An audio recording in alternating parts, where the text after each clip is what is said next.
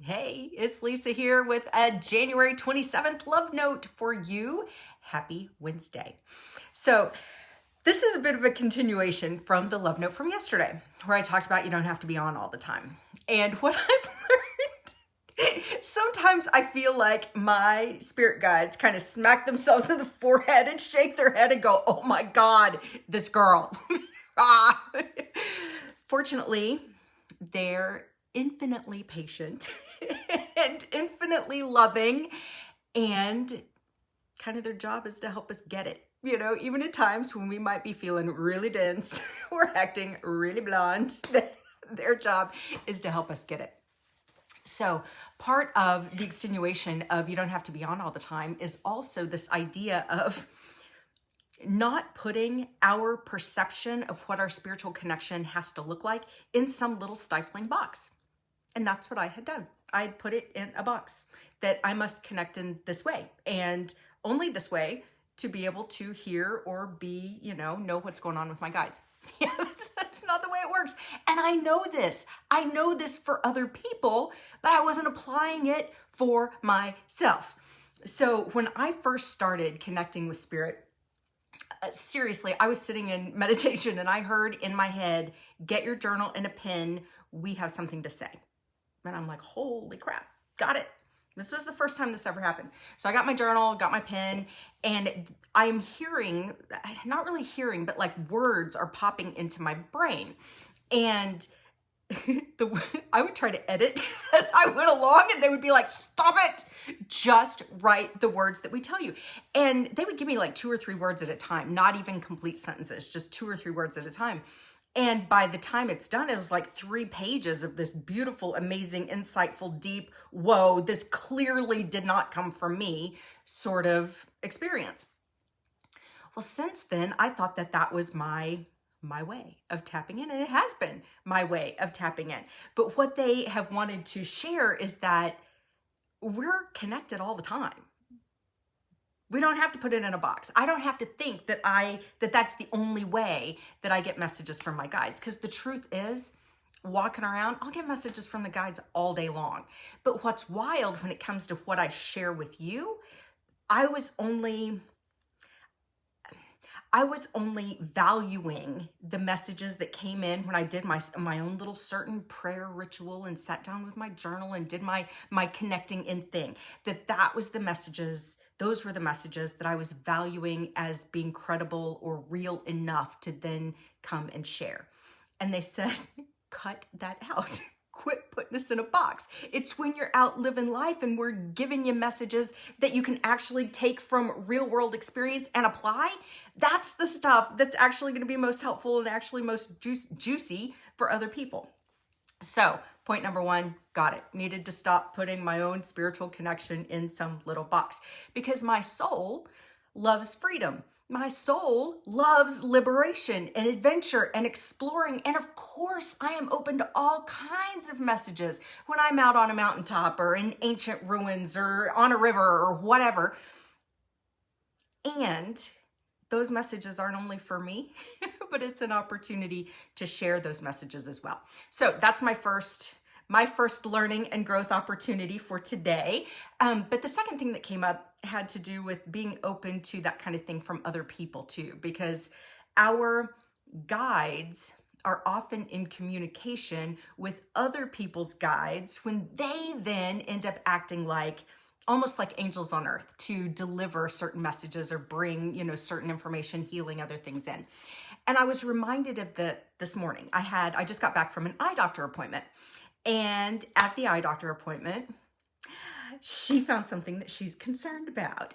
And it reminded me of an issue that I had 15, 20 years ago, something like that, where they were running me through all these tests and there was something weird going on with my eyes and they couldn't figure it out, and 3 different doctors and an MRI, and they were like, well, we're ruling out MS and brain tumors. I'm like, wait a minute, this is my eyes we're talking about. What's going on here? Anyway, they never could figure out exactly what this challenge was. That's when I lived in the DC area. Moved to Oklahoma, and it was and the problem was still going on. And within the next year, I went to this writers conference in Oklahoma City.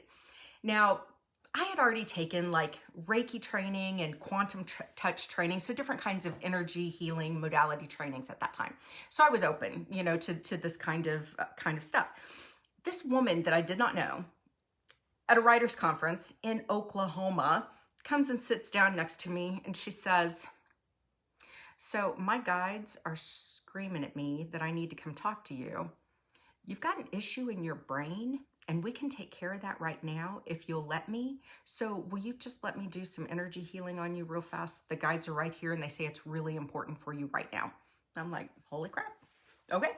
You know, so her guides talking to my guides, they're, you know, collaborating. She comes and sits down by me, total stranger, beautiful woman, heart, soul. I mean, she was pretty too, but heart and soul, you can tell she was a beautiful human, and goes into a full-on trance and does this healing thing on my head. Now, that's not how my healing style works. You know, that's when I do energy healing type work, that it doesn't look like that. But I was open.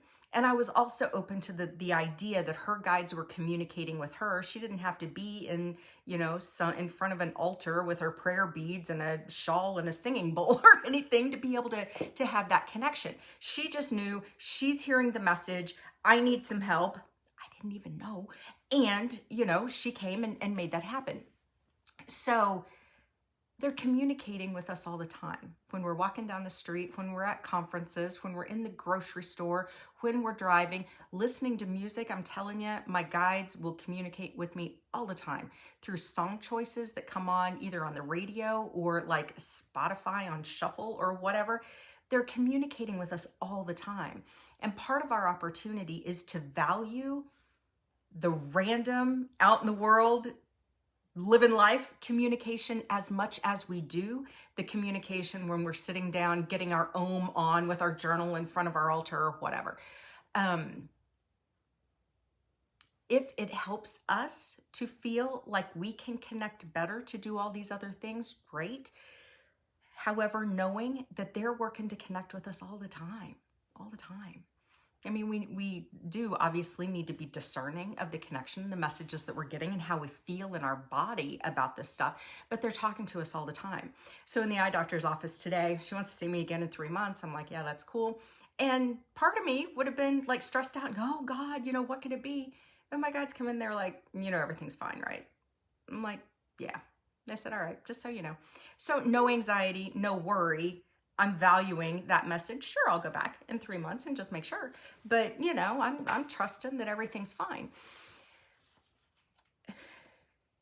So they really just wanted to share today, spiritual connection doesn't have to look any certain way.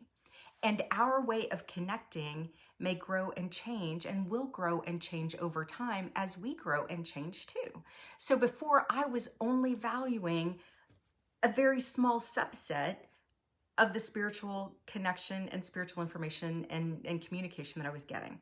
And their invitation is, broaden the view. Take us out of a box. We don't belong in a box. Your soul does not belong in a box. Angels, archangels, ascended masters, guides don't belong in a box. So let us out of the box and let us communicate with you in our way at the right time and value that communication just as much as you do the communication when you're sitting down cross-legged with your journal and your pen and your, you know, candles and crystals or whatever. And then, of course, it was the reminder that we're always loved. And that's the thing. It is because we are always loved that they are communicating with us and trying to guide us and encourage us and support us and nurture us and, you know, point us in the right direction all the time. So our opportunity is to get out of our own damn way. Quit putting them in a box.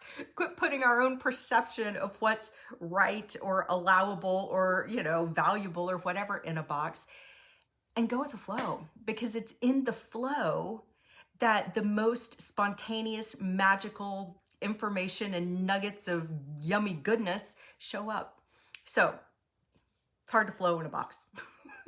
Anyway, with that, just know you are incredibly loved always and in always, and you are invited to pay that love forward. The the world needs your love spreading, like fairy dust out there, because other people could benefit from it too.